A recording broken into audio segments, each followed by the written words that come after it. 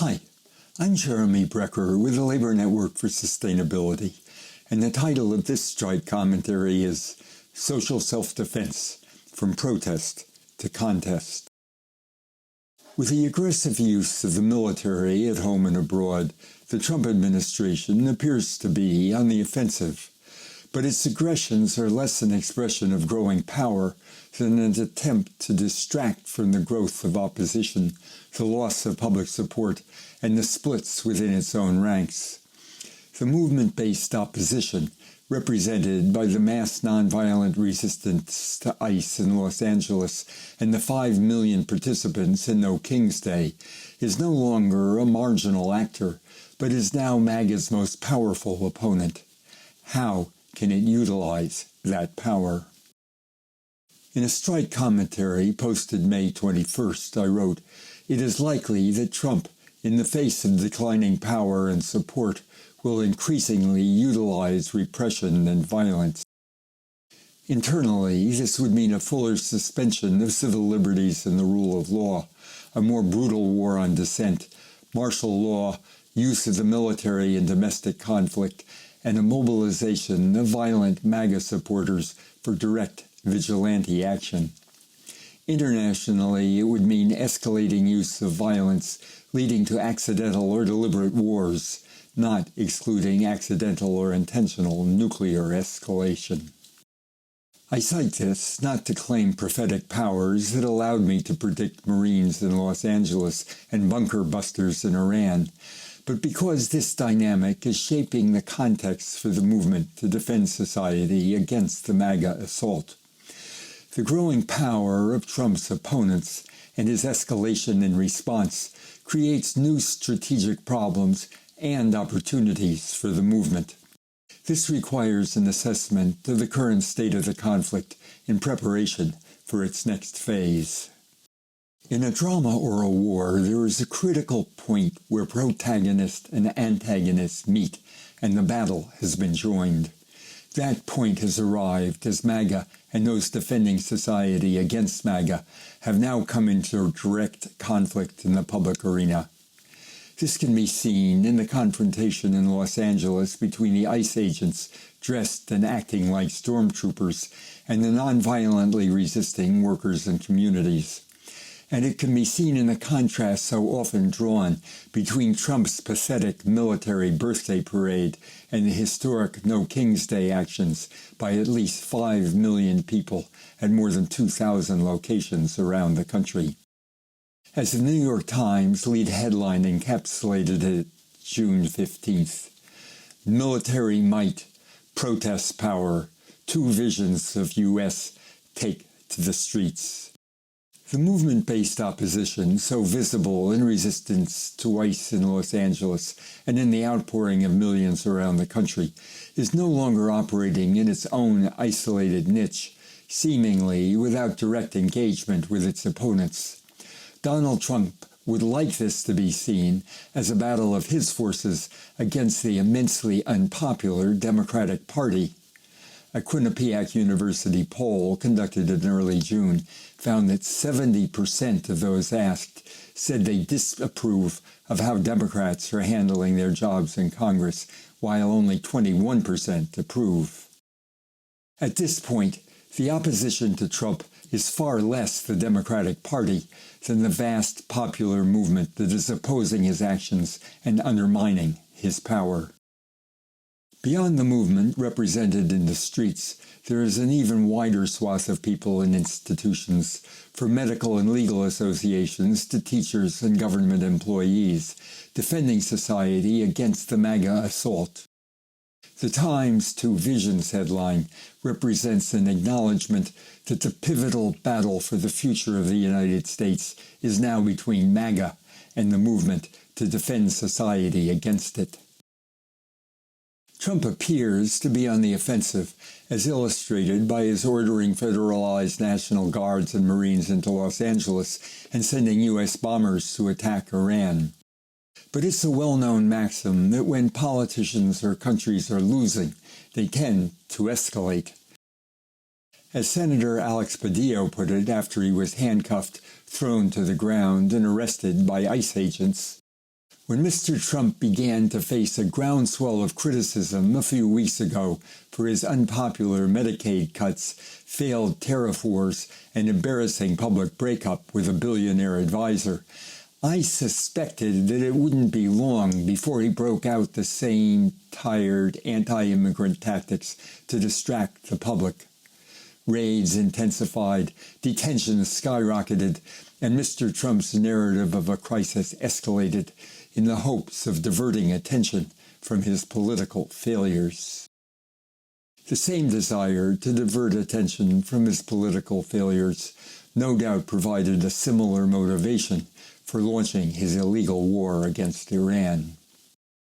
Trump's escalations are largely a response to his failures, contradictions, loss of public support, and fracturing base.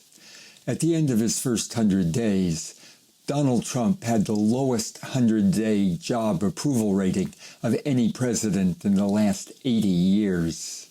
In a Reuters Ipsos poll published June 23, Trump's approval rating had fallen to 42%. His disapproval rate had grown to 57%. Even more significant are the splits in his coalition and the growth of public opposition to his major initiatives. Trump's claims to be a peacemaker who will rapidly end all current wars have been severely eroded by the failure of his promises to end the wars in Ukraine and Gaza, and now is joining Israel's war against Iran. His flirting with war against Iran put MAGA leaders at each other's throats and undermined his support in the general public and even among the MAGA base, with MAGA pundits like Steve Bannon and Tucker Carlson trading insults with Ted Cruz. Immediately after the bombing, the Proud Boys posted a message simply saying, "Fuck this shit." As polling on Trump's bombing of Iran comes in, it is clear that the public opposes it, and war with Iran more broadly. For example, a CNN poll in the days following the bombing found that Americans disapprove of the strikes 56% to 44%. 68% of those under 35 disapproved. 55% of Americans expressed little or no trust in Trump to make the right decisions about the U.S. use of force in Iran. 65% of those polled say Trump should be required to get congressional approval for any future military action, with only 21% saying he should not. Trump's militarized ICE raids in Los Angeles and around the country, instead of rallying people against the immigrant menace, have led to a growing disillusion not only with its specific abuses, but with his immigration policy as a whole, long his most popular position. On June 20th, CNN senior data correspondent Harry Enton analyzed poll data since Trump sent troops into Los Angeles. Quote, "Donald Trump has lost the political battle when it comes to what has happened in Los Angeles. Trump's net approval rating on the Los Angeles process way underwater at minus 15 points. Among independents or those who don't identify with either major party, minus 24 points on the net approval rating. This is happening on what should be the best issue for Donald Trump, immigration. And yet, when it comes to these Los Angeles protests, 15 points underwater overall and 24 points underwater among independents. No good." If the protesters' idea was to focus the attention on Donald Trump and bring attention to his immigration policies and bring attention to the arrests that have been occurring of immigrants, it seems to me that those protests have been successful because 49% say Trump's gone too far when it comes to the immigrant arrests, compared to just 40% who say he's not gone too far. More ICE raids at workplaces where immigrants perhaps are here illegally. Look, 45% approve. But again, what's the winner here? 54% disapprove of the idea of more ICE arrests. And this, again, goes to what these protests were all about in the first place, the ICE arrests at work. And it does seem again that the American people are with the protesters on this. On inflation, the prime concern of those who voted for Trump in 2024, 64% of the public now disapproves of him, compared to 34% to approve. The tariffs Trump touted as the solution to U.S. economic problems have met deep concern from corporate America, a critical part of his base, as well as from the public at large. Consumer sentiment has gone down for 4 straight months since Trump's Liberation Day, when his tariffs were first announced. It has now reached the lowest level ever recorded, except during the post-COVID inflation. The tariffs are also splitting the MAGA coalition. For example, Leonard Leo, architect and long-term leader of the Federalist Society, has sued to block Trump's claim to the authority to set tariffs without congressional approval. Trump's big, beautiful budget bill is now extremely unpopular. A Fox News poll found registered voters oppose it 59% to 38%, including 53% to 43% opposition among white men without a college degree, usually portrayed as Trump's strongest demographic. In a poll by the Washington Post and Ipsos, 23% of adults support what it described as the budget bill changing tax, spending, and Medicaid policies, while 42% oppose it. In an NBC News Decision Desk poll, 51% of Americans said maintaining current spending levels on programs like Medicaid mattered most to them compared to other objectives. Finally, what about Trump's assault on constitutional government and the rule of law? The most extensive polling on this came at the end of his first 100 days, when 56% said Trump had acted beyond his authority as president without justification, and 55% doubted the Trump administration's commitment to protecting citizens' rights and freedoms. People said by a margin of 67% to 31% that they thought the Trump administration was trying to avoid complying with court orders regarding its activities rather than trying to comply with those orders. And by 67% to 31%, they said federal judges should have the authority to block an administration policy until a trial if they think it will harm people and is probably illegal. Stormtrooper-style action by ICE and bombing Iran without congressional authorization may well have deepened public concern about Trump's move to authoritarian rule. American society has made an unexpectedly powerful start at defending itself against the MAGA assault. Social self-defense is ranging from days of action with millions of participants in thousands of locations to mass nonviolent obstruction by ICE kidnappings to mobilizing mass pressure to defeat MAGA legislation. A chain will break at its weakest link.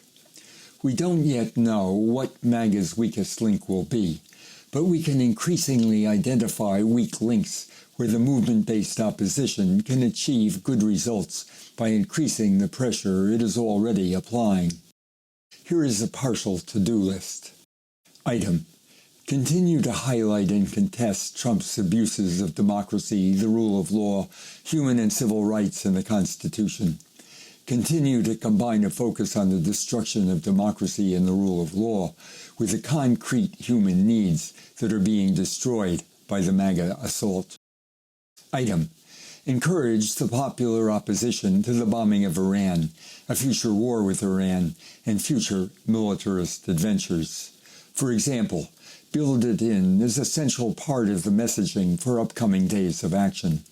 Portray it for what it is, yet one more executive usurpation of the constitutional limits on executive power.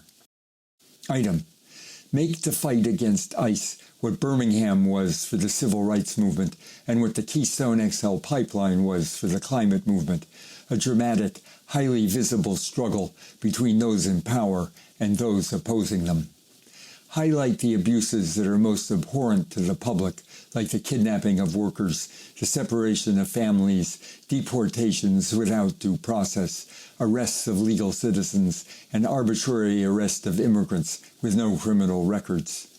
Demand an end to all ICE arrests without due process of law. Item: make an issue of every MAGA effort to attack their opponents with slander and violence. Insist on justice and restitution for those harmed by MAGA attacks. Demand exposure and prosecution of armed vigilante conspiracies. Item: expand the mass days of action that manifest growing disaffection from MAGA and the growing reach of the movement-based opposition. Use them to build and reinforce local organizing. Item: support and encourage the development of self-organization and protest among the huge constituencies Trump is harming, like current and future Medicaid and Social Security recipients. A great example is the joint campaign by Move On, Working Families Power, Indivisible, Community Change Action, Public Citizen, and others to reach out to millions of Medicaid recipients to tell their senators to oppose MAGA's big, beautiful budget bill. Item: continue and expand the emphasis on MAGA policies as a product of billionaire control of government and the need to restore democracy as a means to make government serve the needs of working people and the poor. Item: use the tactics of the Tesla takedown that drove Elon Musk out of Washington to excoriate and disempower the billionaires, especially the tech billionaires, who are such key pillars of support for the Trump administration and MAGA Republicans. Item: build strange bedfellow alliances with the institutional resistance represented by such groups as the American Medical Association and the American Bar Association. No one of these is likely to provide a knockout blow, but each of them will help erode Trump's power and support. By immobilizing his regime, they can reduce the harm he is able to do. They can lay the groundwork for defeating MAGA Republicans in upcoming elections, and they can sow the seeds for civil resistance, also known as mass social strikes, that, if necessary, can mobilize the entire power of society to defeat and eliminate MAGA's authoritarian rule.